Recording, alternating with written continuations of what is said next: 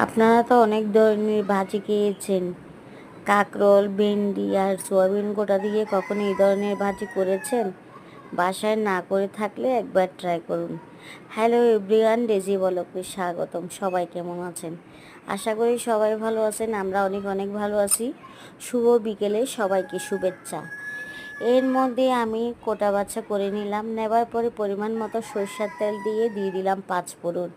আপনারা সরষের তেল না থাকলে সয়াবিন তেলও দিতে পারেন। যেহেতু আমার বাসায় অ্যাভেলেবেল সরষের তেল আছে, সে কারণে আমি সরষের তেল দিয়ে করেছি। আমি এর মধ্যে সয়াবিন গোটাটা দিয়ে দিলাম। সয়াবিন গোটাটা প্রায় আমি 10 মিনিটের মতো ভিজিয়ে রাখছিলাম, পানি জড়িয়ে ওইটাও দিয়ে দিলাম। দেওয়ার পরে এটা লালচে হওয়ার পরে একটু স্বাদ মতো লবণ দিয়ে দিলাম। লবণটা না দিলে ভিতরে প্রবেশ করবে না, খেতে ভালো লাগবে না। এর মধ্যে দিয়ে দিলাম আমি ভেন্ডি আর পটল, যে সয়াবিন গোটা রাখছিলাম ওটাও দিয়ে দিলাম। সবগুলো দিয়ে ভালো করে মিক্স করে নিলাম। ধনের গুঁড়া, জিরার গুঁড়া, মিক্স মশলা দিয়ে দিলাম। কেমন হয়েছে সবাই বলবেন। সবাইকে নমস্কার।